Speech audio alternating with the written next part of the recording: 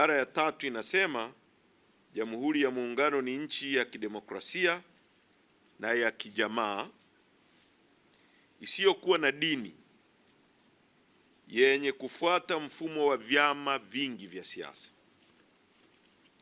Hiyo ni katiba hii hapa ya mwaka 77 ambayo Rais Samia na wengine wote wanapapoti kuapa kuilinda. Sasa kama nchi yetu ni nchi ya kidemokrasia ya vyama vingi, kwa nini Chadema tunafanyiwa haya tunayofanyiwa? Tunazungumza leo kijana mdogo kabisa Deusdedit Soka, hatujui alipo, miezi mingi imepita. Tunazungumza saizi Bwana Kipanya, kiongozi wetu kutoka kule Sumbawanga, ajulikane alipo. Wakina Mrai na wengine wengi wamepotea chini ya utawala huu, na hawajapotea kwa sababu ni wahalifu. Wamepotea kwa sababu misimamo yao ya kisiasa ambayo wako guaranteed na katiba haifanani na CCM. Wana msimamo tofauti na CCM kuhusu masuala ya uendeshaji wa nchi yetu. Hawaamini katika CCM ambayo imekuwa madarakani kwa miaka 63, imeharibu nchi, imegawa rasilimali zetu kwa Wachina na Waarabu na Wazungu, watu wetu wanateseka. Wanafikiri kupitia Chadema wanaweza kufungua mlango wa serikali itakaowajibika, itakaorudisha rasilimali kwenye mikono ya kwao ya wananchi, itakaofanya vijana wetu wapate shughuli za kufanya. Matukio yaliyotokea jana yanasikitisha sana. Kila mmoja wetu amesimulia. Sisi viongozi wakuu tulikutana hapa, na actually ni jambo ambalo hatukutegemea kabisa. Ninasoma Biblia inasema tuwaombee watu walioko magerezani na wanaoumwa. Kwa hiyo Biblia inatambua maeneo hayo mawili. Lissu yuko magereza kwa kesi kubwa ya uongo, ya treason. Na kila mara najaribu kulirudia hili jambo ili mlicomprehend. Hukumu yake ni kunyongwa mpaka kufa. Vyombo vya habari viko controlled. Angalia namna mlivyoripoti matukio ya jana. Matukio makubwa kabisa. Mmepiga picha kiasi gani? Hata picha ambazo zimezagaa nyingi ni ambazo volunteer tu wamepiga. Lakini vyombo vya habari kama vyombo vya habari vya Tanzania, ukiona matukio mliofanya na you think you are safe. Na mimi sitaki kuwaraumu, lakini nataka mfikirie mambo kwa depth yake. Kwamba watu wanafikiri mimi niko behind the camera, I'm safe. You are not. Hamko salama katika mazingira haya. Sasa unapozuia, unataka kesi iendeshwe gizani. Sisi tumekataa kesi ya Lissu kuendeshwa gizani. Hilo jambo hatuwezi kulikubali. Na Lissu mwenyewe ni mwanasheria, sidhani kama atakubali hilo jambo. Access ya mawakili kumuona ni ndogo mno. Wakili anaruhusiwa kumuona mtuhumiwa wakati wote. Wamefanywa hivyo kina Mandela wakiwa kwenye Livonia trial, na Makaburu wameruhusu mawakili kwenda kumuona Mandela. Leo Lissu anazuiliwa, mawakili wanakuwa controlled.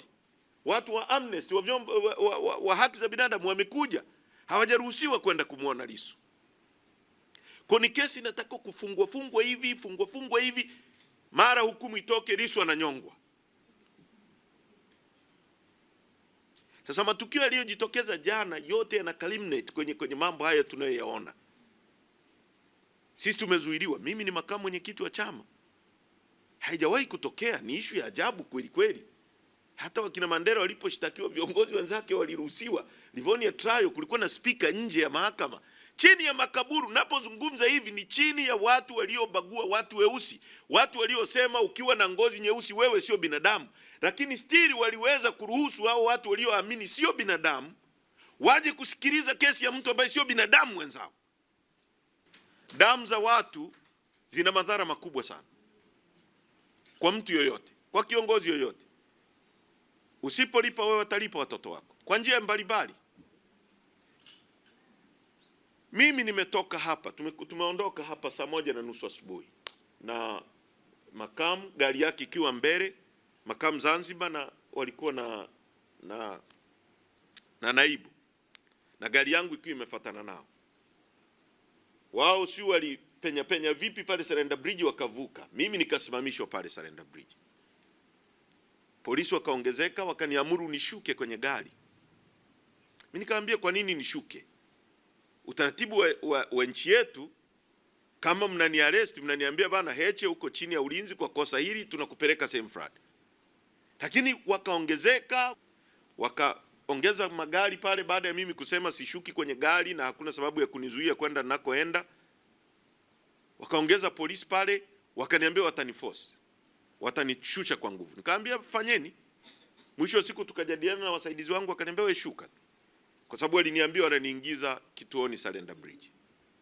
Nikashuka kwenye gari. Kwa sababu mimi kuniambia naenda kituoni nilikuwa tayari kwa hilo. Akalazimisha nipande kwenye gari la polisi. Nikakataa. Kwa sababu mimi niko kituoni, niingizeni kituoni. Wakanipandisha kwenye gari kwa nguvu. Wakaondoka na sisi pale. Peter Kawe wakaingia mpaka kule Bahari Bichi, wakaingia kwenda Ununio. Kwa hiyo wakawa wanazunguka na sisi kule Mabwepande, si wapi Ununio umo wanazunguka. Mwisho wa siku wakatupeleka kwenye saa 4, wakatupeleka kituo cha polisi wapi pale?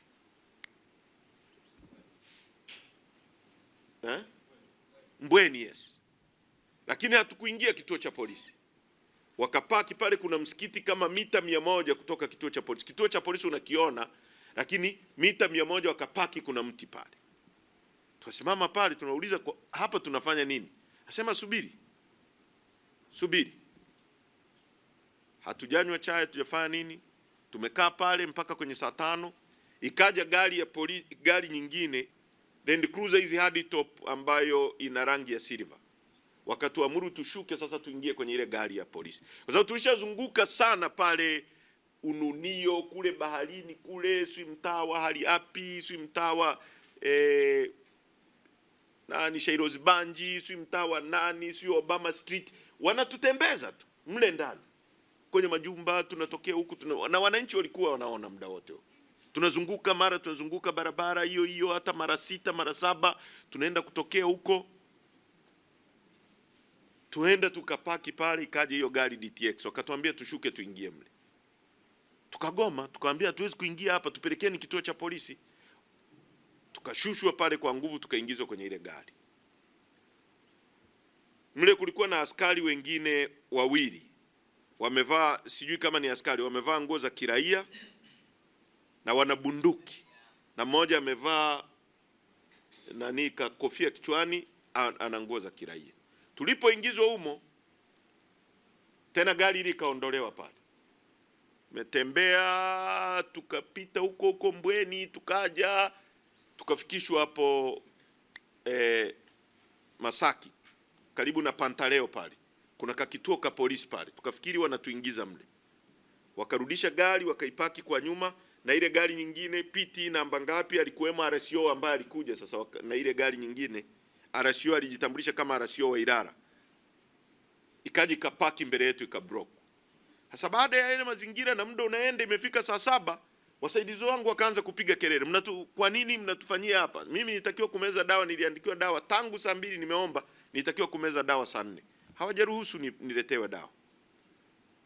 Na hapo tukakutana pia na dereva wangu wamemwarrest. Kwa hiyo tumekaa pale, ilipotokea kelele ikabidi tena waondoe hiyo gari. Wakatuondoa, tukazunguka kama wameniambia wananipeleka nani hospitali, tukaenda kupaki Oysterbay. Sasa Oysterbay ile ya zamani, kwa huku kwenye kuna Limwembe, yale magari yakapaki pale. Wakasema bana tunakupeleka nyumbani. Nyumbani ni wapi? Kaambia Sarasara. Wakawasha gari. Tumeondoka kama tunaenda Sarasara, inaelekea saa 10, saa 9 saa 10. Tumevuka njia ya kwenda Sarasara. Tumevuka nani ile nini ile Tegeta, tumevuka Wazo, tumevuka Boko, tuko sehemu inaitwa Bunju. Sasa tukaanza kuwauliza mnatupeleka wapi? Gari linaelekea huko. Nikawaambia watu wangu kwamba hao watu wana malengo mabaya, wanasubiri liwe giza watudhuru. Mmoja wa mlinzi wangu akashika steering, gari iko 120. Kwa tukaanza kuyumba, nikamwambia shikilia, kama ni kudondoka tufie humo kuliko kwenda kuuawa na watu tunaowalipa. Kwa hiyo ikatokea vurugu, gari kayumba, dereva yule alijitahidi, wakafanikiwa kusimamisha gari, na katika mazingira yale mlinzi wangu mmoja akafanikiwa kufungua mlango akaruka, na msaidizi wangu mlimi akaruka kwa mlango wa nyuma, kwa sababu pale ile panic ya gari kuyumba na ile gari iliyokuwa mbele ya polisi ikawa imetuacha mita kadhaa, ambayo alikuwemo Chacha na dereva wangu. Kwa mazingira ya sisi labda pona yetu ni baada ya hawa mabwana wawili kushuka na yowe ikapigwa pale, kwa sababu walisimama ili wawakimbize, lakini raia wakaanza kuongezeka, kwa sababu nilikuwa namsikia msaidizi wangu anasema Heche yuko humo anaenda kuuawa, saidieni. Watu wakaanza kukimbia kusogea pale, wakaona italeta vurugu, wakaondoa magari. Kwa nafikiri ndio pona yetu sisi katika mazingira hayo, wasitupeleke sehemu mbaya. Kwa hatukushushwa katika mazingira ya kawaida, ni baada ya watu ambao waliruka kwenye gari, na kwa sababu wameisha kaa na wale watu kuanzia asubuhi mpaka mchana mpaka jioni, wangeweza kuwataja kwa majina kwamba tulikuwa na wewe na wewe na wewe. Ndio sasa polisi wakaamua wakatupeleka kituo cha polisi, wakapaki pale Mbweni, tena pale kwenye msikiti tangu saa 11 mawasiliano yanafanyika, huyo RCO mpaka saa 2 usiku. Ndio wakatupeleka kituo cha polisi Mtongani, Kunduchi Mtongani, kakituo kadogo tu hivi. Wakatuchaji, wakatuambia wanatushtaki kwa kosa la kufanya mkusanyiko wenye vurugu, lakini kini macho tu, kwa sababu walituandikisha. Mimi nikamwambia mimi sina maelezo, sijara tangu asubuhi, siko settled, sijanywa hata maji. Kwa hiyo wakasema tu tunaandika particular zako, tutakuita muda tunaotaka, kwa hiyo umejizamini. Hakuna hata sehemu nilio sign kama nimezaminiwa. Sasa kwa kifupi, haya mambo hayazui hata dakika moja quest yetu ya kutafuta mabadiliko katika nchi. Actually yanatuchochea. Tuna siku 93 ofisini Chadema hapa. Lissu yuko ndani. Sisi ambao tuko nje hatutarudi nyuma hata dakika moja. Kwa lolote ambalo tumepanga kama program ya chama, tutaisimamia to the dot. Tutaisimamia to the dot. Wanachadema wote poleni, jifuteni nguo, mapambano yaendelee. Damu zetu wanazomwaga ni kwa ajili ya kutafuta nchi njema kwa watoto wetu, ili mtoto wa Noeli asije akapitia haya Noeli aliyopitia, ili mtoto wa Upendo asije akapitia haya Upendo aliyopitia, kwa sababu Upendo hana kosa.